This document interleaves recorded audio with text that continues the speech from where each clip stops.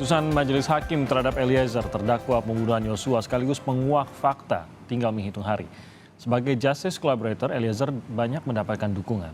Mampukah dukungan ini memberikan vonis adil bagi dirinya? Pagi ini kita akan membahasnya dengan sejumlah narasumber yang sudah tersambung bersama kami melalui daring. Ada Wakil Ketua LPSK, Bang Edwin Partogi Pasaribu. Ada kuasa hukum dari Richard Eliezer, Bang Roni Talapesi, dan juga pakar hukum pidana Universitas Jenderal Sudirman, Prof. Hipnu Nugroho. Selamat pagi, Prof. Hipnu. Selamat pagi, Mas Roni, ya, Bang Edwin, Bang Roni. Selamat pagi. Senang berjumpa lagi dengan Bapak-Bapak semua. Terima kasih sudah menghadirkan atau menyempatkan untuk hadir pada pagi hari ini. Saya sebelum nanti ke mungkin terakhir tanggapan dari Bang Roni ya, tapi saya ke Prof. Hipnu dulu. Prof. Hipnu, biasanya kita berbicara dan saya mencoba menggali berdasarkan keahlian Prof. Hipnu terkait dengan hukum pidana dalam kasus ini. Tapi ini sedikit lebih dekat nih Prof. Hipnu dengan kasusnya, dengan ikut serta mengajukan amicus curiae tersebut. Mungkin Prof. Hipnu bisa Anda gambarkan alasannya mengapa Anda merasa bahwa ini perlu, ini sesuatu yang berbeda, ini sesuatu yang memang menuntut perhatian dari para akademisi, dari banyak orang juga, tidak hanya terbatas akademisi, dan Anda mendukung bahwa harus ada perhatian khusus yang diberikan oleh peradilan terhadap Richard Eliezer, Prof. Ya, gini Mas Timothy. Jadi amicus curiae ini memang suatu pihak yang berkepentingan, bukan pihak tiga ya, pihak yang berkepentingan. Dan ini model yang terjadi di negara-negara common law. Nah sekarang bagaimana di Indonesia bisa? Oh bisa, karena sekarang ini kan batas antara common law dan civil law itu sudah agak tipis, Mas. Bahkan Indonesia itu sudah mengadopsi sekali seperti JC itu juga bagian dari common law. Restoratif justice itu juga bagian common law. Demikian juga amicus curiae di sini. Jadi kita melihat, kalau kita lihat filosofinya, seolah-olah pengadilan itu jangan suatu pengadilan yang lembaga tersendiri, yang tidak tersentuh. Kan itulah. Oleh karena itu kita sebagai masyarakat, sebagai ilmuwan, sebagai akademis, terpanggil ketika ada suatu pengadilan yang akhir-akhirnya kok ada suatu dilema. Dilema yuridis, dilema keadilan, ya kita bangkit untuk menyampaikan suatu pendapat, untuk menyampaikan suatu dukungan. Kita itu nggak intervensi, nggak melawan, nggak Mas, tapi mendudukkan posisi, hei pengadilan, aku ada di bawahmu, aku di sampingmu, kan itulah. Sehingga harus tegar ketika ada goyang-goyangan yang sekarang konon, ada goyangan bawah tanah, bawah air dan sebagainya, itu harus kuat kan itu loh. Oleh karena itu dalam sekarang ini, karena suatu putusan pengadilan itu suatu yang publik, semua orang melihat, apalagi kasusnya Eliezer.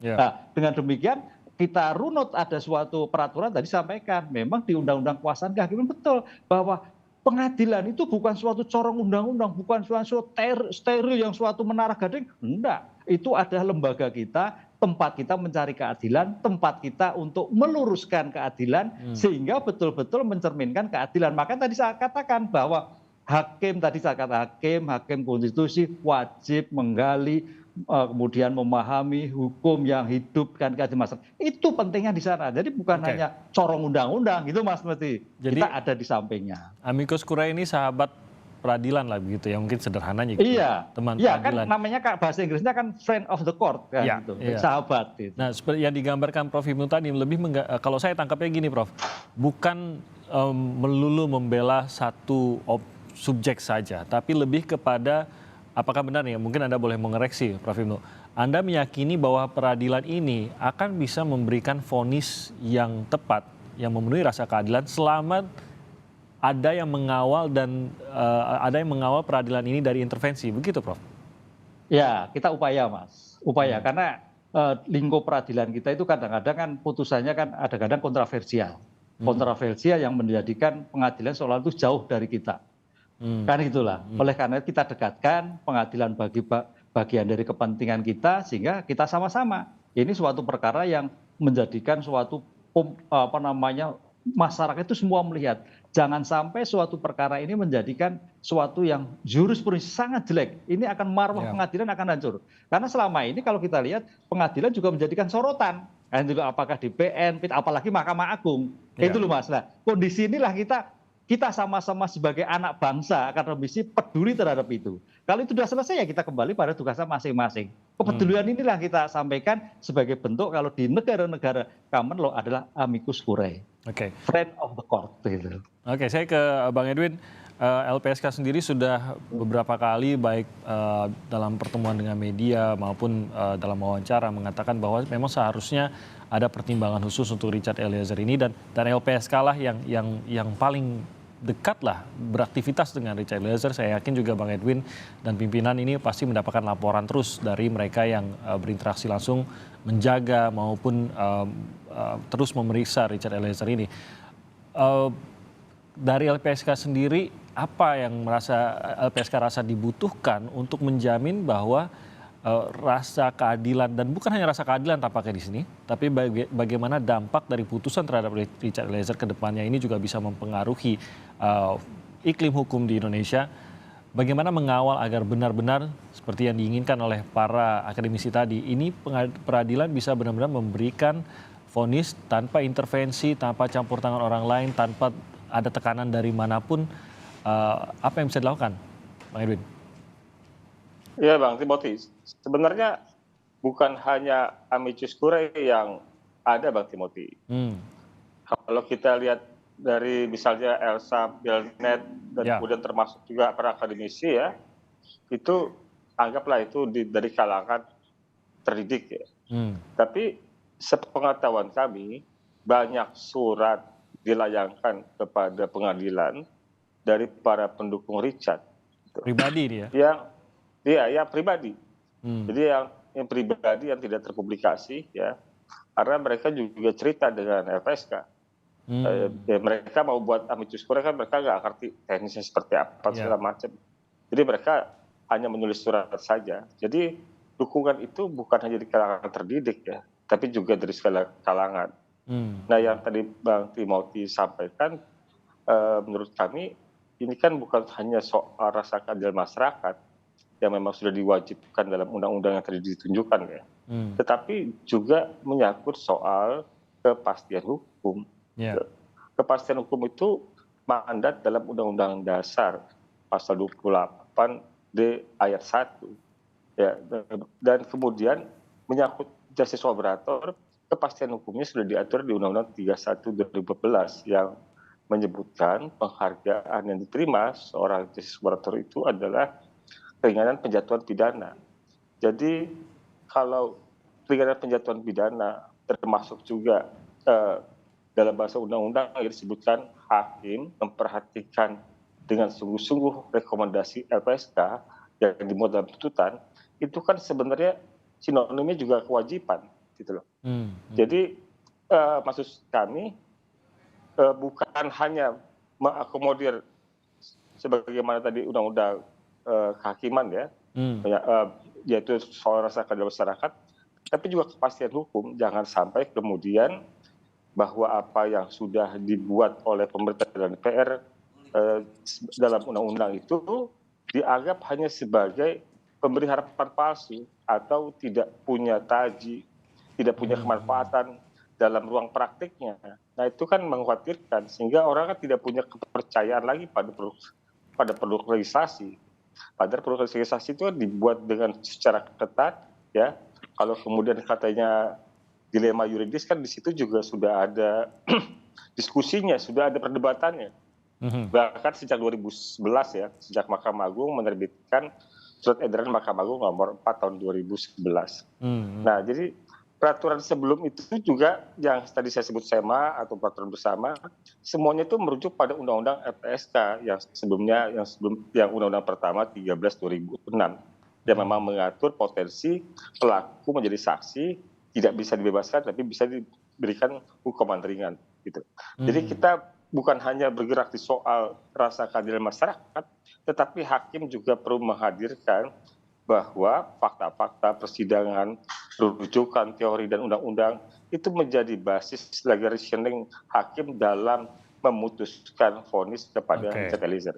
Jadi adanya pasal tersebut bukan hanya menjadi opsi, bukan hanya memberi ruang apakah hakim mau ke sana atau tidak, tapi menurut Anda bahwa ini memang sebuah kewajiban yang harus menjadi pertimbangan hakim, harus menjadi sebuah proses yang dilalui oleh hakim juga, dan menjadi unsur yang menjadi pertimbangan hakim tersebut. Ini harus gitu ya, Bang Edwin. Nggak boleh hanya sebagai sebuah opsi, ya boleh saja pertimbangkan apakah eh, apa eh, justice collaborator-nya mau diperlakukan seperti apa, begitu, Bang Edwin? Ya tentu, Bang Timothy, karena sudah ada pembagian kewenangan, Bang Timothy. Oke. Pembagian kewenangan yang saya maksudkan, proses penyidikan itu dilakukan oleh penyidik polisi, ya penuntutan oleh jaksa penuntut umum yang mengadili hakim. Ya. Dalam proses-proses itu, pada perkara yang sulit, ada di antara pelaku yang mau bekerjasama dengan aparat penegak hukum untuk menjaga akuntabilitas objektivitas dari pengakuan atau kerjasama tersebut, maka itu diberikan kepada LPSK agar tidak ada rumor gosip bahwa pemberian keterangan itu karena disuap, gitu loh. Jadi wilayah itu memang sudah diberikan kepada LPSK untuk memberikan perlindungan pada saksi pelaku yang bersama, yang kemudian secara administratif dilegalisasi dalam putusan hakim pada tingkat vonis. Begitu, Bang Timothy. Oke, baik. Saya ke Bang Roni. Dukungannya mengalir, tadi juga kita sudah sempat mendengar bahwa ternyata Eliezer pun sudah mengetahui banyaknya dukungan yang ditujukan pada dirinya. Tapi lagi-lagi tadi digambarkan sebenarnya posisi amicus curiae lah, kita anggap yang resmi kan amicus curiae, walaupun tadi Bang Edwin mengatakan bahwa sebenarnya gelombang itu dari pribadi-pribadi pun banyak gitu untuk kepada peradilan terkait tuntutan maupun nanti vonis terhadap Richard Eliezer. Tapi dari amicus curiae sendiri sebenarnya ada kewajiban untuk menggali, tapi apakah itu akan berpengaruh atau tidak kepada hakim? Sebenarnya kan itu lagi-lagi seluruhnya ada di tangan hakim. Nah, saya yakin seperti tadi kata Bang Roni dalam komentar yang kita dengar sebelumnya, ini sebenarnya menjadi sebuah penyemangat. Tapi di sisi lain kan kita juga mungkin harus memanage ekspektasi juga gitu, Bang Roni. Bagaimana Anda memanage hal ini? Iya, Bang Timothy, bahwa tentunya dalam hal ini kami melihat bahwa ini adalah positif untuk Richard Eliezer ya. Ini bentuk dukungan yang positif dan dari sisi penasihat hukum kita melihat bahwa ini merupakan penegakan hukum yang progresif. Ya. Yang maju ke depan. Jadi kita melihat bahwa dalam proses persidangan Richard Eliezer, bagaimana dukungan publik atau simpati publik tinggi terhadap Richard Eliezer karena dia konsisten dan dia jujur membantu aparat penegak hukum untuk proses penegakan hukum ini berjalan lancar sampai tingkat di pengadilan. Jadi kalau amicus curiae ini, Bang Timothy, bahwa memang prakteknya kan sebelumnya sudah terjadi di beberapa kasus Prita, kemudian kalau dulu kita ingat itu kasus Tempo melawan Soeharto. Nah, memang beberapa kasus besar di Indonesia, amicus curiae ini sudah diterapkan sebenarnya. Jadi bukan hal yang baru. Tetapi dalam kasus Richard Eliezer ini kita kembali diingatkan bahwa fungsi dari sahabat pengadilan yang kita sebut amicus curiae ya ikut mensupport, mendukung majelis hakim dalam memutus perkara ini sehingga majelis hakim punya keyakinan melihat menggali rasa keadilan yang tumbuh di dalam masyarakat. Jadi dalam kasus ini kita lihat bagaimana Richard Eliezer, keluarga sudah memaafkan, keluarga almarhum korban ya, memaafkan Richard Eliezer, kemudian menyampaikan secara terbuka agar Richard Eliezer dituntut paling rendah dari terdakwa yang lain. Tetapi pada faktanya ketika Richard Eliezer dituntut tinggi dari terdakwa yang lainnya, ini yang mengusik rasa keadilan. Kemudian muncullah simpati dari publik, kemudian dari profesor, akademisi, aktivis itu mengirimkan surat sahabat pengadilan. Yang terakhir saya dengar itu adalah beberapa alumni, ikatan alumni dari beberapa universitas juga akan mengirimkan amicus curiae kepada majelis hakim. Jadi ini buat kami adalah kami tentunya sekali lagi ya, terima kasih banyak dan ini hal yang positif untuk Richard Eliezer dalam menghadapi proses persidangan bahwa publik ikut mengawasi, publik ikut mengikuti dan juga pun sehingga proses persidangan ini yang berjalan ini bisa berkeadilan untuk Richard Eliezer dan bagi para pihak ya, keluarga korban juga. Jadi ini hal yang positif Mas Timothy dan kita optimis bahwa kita yakin, kita percaya bahwa proses ini sudah berjalan lancar. Kita tidak bisa berharap sama siapapun, kita hanya berharap kepada majelis hakim. Bahwa majelis hakim tentunya yang memutus ini bisa menggunakan hati nuraninya. Seperti itu Bang Timothy. Ya. Bang Roni atau Eliezer sendiri apakah juga ada surat yang ditujukan kepada Anda berdua dalam bentuk dukungan seperti ini? Saya ada dapat surat juga Bang Timothy. Saya dapat surat juga, itu surat dari Medan, tetapi itu dikirim ke kantor Kompas. Saya sudah baca surat itu Bang Timothy. Itu surat dari Medan itu menyampaikan dukungan kepada Richard Eliezer. Tetapi alamatnya dikirim ke Kompas. Mungkin karena tidak tahu alamat saya ya. Kirim ke Bang Roni kemana. Jangan-jangan abis ini banyak surat lagi ke Kompas nih, karena tahu nyampe juga ke Bang Roni. Kita akan jeda sebentar, kami akan kembali lagi dengan perbincangan ini. Tetap bersama kami di Sapa Indonesia Pagi.